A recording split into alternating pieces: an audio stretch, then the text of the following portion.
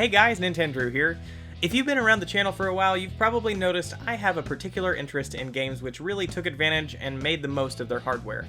A few weeks back I made a video about 3D Super Nintendo games to that effect. I love looking through a console's library and finding those few titles that really eked out the most power they could muster. So it should be no surprise that I've found myself collecting similarly impressive titles for other systems over the years, including the Game Boy Advance. The GBA is a fantastic little machine and has a great deal of hidden gem titles that showcase its capabilities. So today, I'm going to take a look at just 5 of these titles from my collection that left me thoroughly impressed in the graphics department. So without further ado, let's check it out.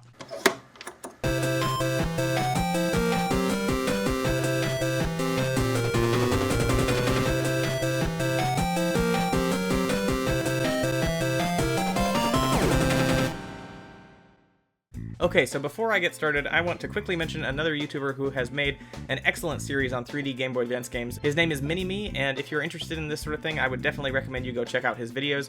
I've picked up a number of titles in my collection after watching his content. Now with that being said, I don't want to be too derivative, so I'm going to do my best to talk about a couple personal favorites from my collection that he has not yet covered. So with that in mind, first up is Crazy Taxi Catch a Ride. Catch a Ride is of course a port of the classic racing game Crazy Taxi published by Sega, and the first handheld game in the series.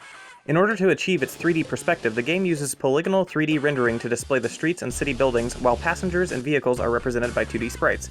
In fact, Richard Whittle, the creative director for developer Graphics State, boasted upon release that Catch a Ride was, quote, about the most technically challenging game you could do on a handheld machine. As far as the gameplay is concerned, it's essentially just a slightly reeled-back version of the original Crazy Taxi, if not a bit slower in pace. But if you're a fan of the series, I'd have to recommend you check this one out.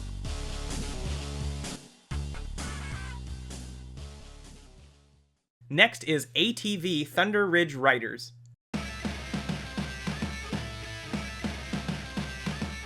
Alright, this one is pretty cool. Instead of a traditional 3D engine which might use polygons to render 3D objects, ATV opted to use a custom voxel-based graphics engine to display its terrain, which afforded it the ability to draw complex and relatively detailed tracks with various hills and dips in the landscape. At first glance, you can see this is no typical GBA game. As far as the gameplay is concerned, well, disappointingly, it's not much to write home about, and it exists more as a good tech demo than a great game. But at the very least, ATV Thunder Ridge Riders employs a very interesting graphics solution which, to my knowledge, was unique on the platform.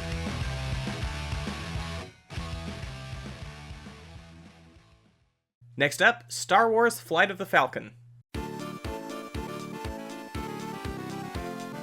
Flight of the Falcon is a 3D space shooter based on the original Star Wars trilogy. The game puts you in the pilot's seat of the Millennium Falcon as you fight to save the galaxy from the Empire's forces. This title features similar gameplay to Iridian 3D, also on the Game Boy Advance. The reason I decided to include this game over Iridian is that, as far as I'm aware, Iridian doesn't actually have any real 3D rendering under the hood, so it didn't really fit for this list. But I might have to show that one off in a future video. So back to Flight of the Falcon. Much like Thunder Ridge Riders, the gameplay unfortunately doesn't seem to match the quality of the game's graphics, but nevertheless, the game is an interesting look into how developers of the Game Boy Advance era tried to make the most of the hardware provided. Plus, the game can be found for dirt cheap, so especially if you're a Star Wars fan, it can't hurt to check this one out.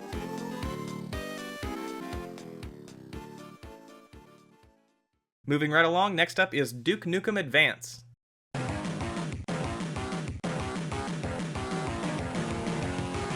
Despite many of the game's art and sound assets being ported from the earlier Duke Nukem 3D, Duke Nukem Advance was actually an entirely new game for the series with an original storyline and levels.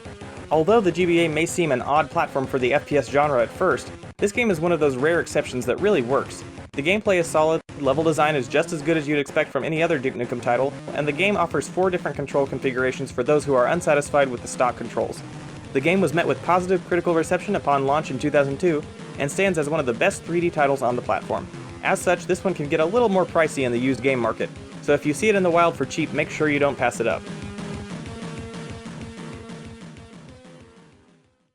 And finally, the last game on this list, and my personal favorite, is Super Monkey Ball Jr.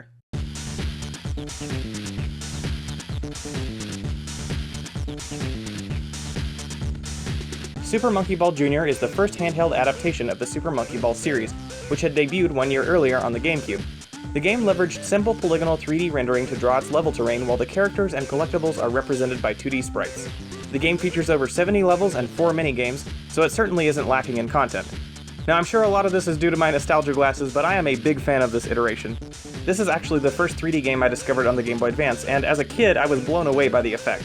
Because I grew up with console games in the 90s, I was used to hardware like the N64, and Super Monkey Ball Jr. marked one of the first moments where I felt like a handheld was truly capable of recreating a home console experience on the go. Obviously, being on a less powerful system had its drawbacks, but all things considered, I think the devs did an admirable job of porting the full game to the Game Boy Advance.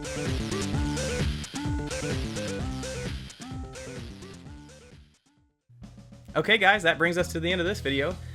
Please let me know in the comments if you've played any of these 3D titles, or if you have any of your own favorites that I didn't get the chance to mention today. If you enjoyed this list, please consider subscribing to Nintendrew for all sorts of cool gaming content, and make sure to share the video with any friends who might find it interesting.